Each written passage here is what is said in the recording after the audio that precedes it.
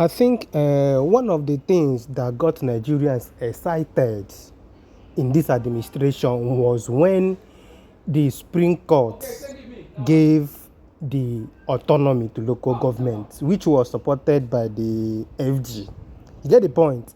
When that particular news came up, people were very excited to hear that particular news. But the information we are receiving now from Fashola said that that particular autonomy is unrealistic based on what they have in the constitution. I know it will be unrealistic because it's that time till now, nothing has changed in our various local governments. Just watch the video and hear what he said. I'm coming back. Well, before I respond to that, let me just first go back to the point you made about something collapsing. So I think mindset and attitude and this mentality is always important. My mentality is always a positive one. So I don't see collapse in whatever sense you see. I see a need to improve, and therefore it's aspirational for me. The job never finishes. But in terms of local governments, really, I think that the debate we must have is whether we really want autonomous local governments. It's a debate that must be had. As it stands today, it is unrealistic to expect autonomy for local governments created by the Constitution. They were not meant to be autonomous. That is my view after a very, very close reading of certain provisions of the Constitution. Some of those provisions provide, for example, that the local government in its economic activities and all of that will have laws made for it by the State House of Assembly. If you look at the legal and ordinary meaning of the word autonomy, it suggests that you are acting independently without any outside influence and authority. And to that extent, a State House of Assembly making laws for what and how a local government can function is in itself an external influence that contradicts the idea of autonomy.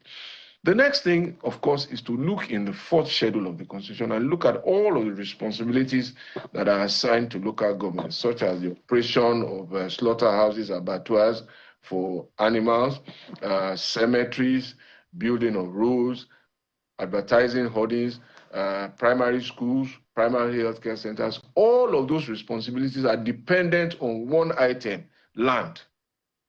And to the extent that the state government controls land, which affects how the local governments will carry out these functions, I didn't think that autonomy was intended.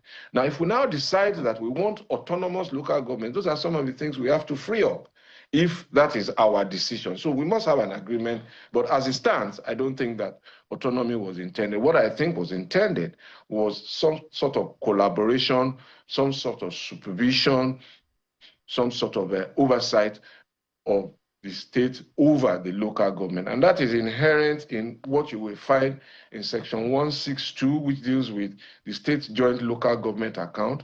And there is history behind the enactment of that section, because up till 1999, the local governments used to collect their monies directly from the federation account under a process that I think was known as JAC, Joint Accounts and Allocation something. But in the advent of the democratic era, it was found out that there were so many of them, or not a few of them, who had defaulted in the very basic obligation of paying staff salaries, primary healthcare workers, primary school teachers, salaries and pensions, and there was a backlog of debt. And I met some of that debt when I became governor, and we were working then. And I think that is partly the history behind the creation of the state joint local government account, to ensure that there was some supervision. Whether the supervisors have now become as culpable as those they were supervising is another narrative. Now, based on the reality on ground and what we are seeing, and also what he said in this video, we now agree that what they did to us, or what they told us, is just like all this thing where they talk, the more you look, the less you see.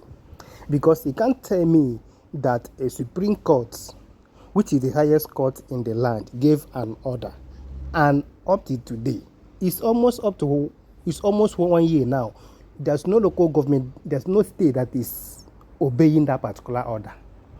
They gave order and told all the state to go and conduct local government election, that they will not release any allocation going to local government to anybody that is not elected. And they went ahead and do it. But until today, the money is still going to the states. I remember there's something he said in this particular video. I remember during one of my local government chairman, Chief Allen Wachuku, may he so rest in peace. I think that time, local government was either fully autonomous or partially autonomous, because I could remember so many things that was going on that time in that local government, Osisiomangwa local government.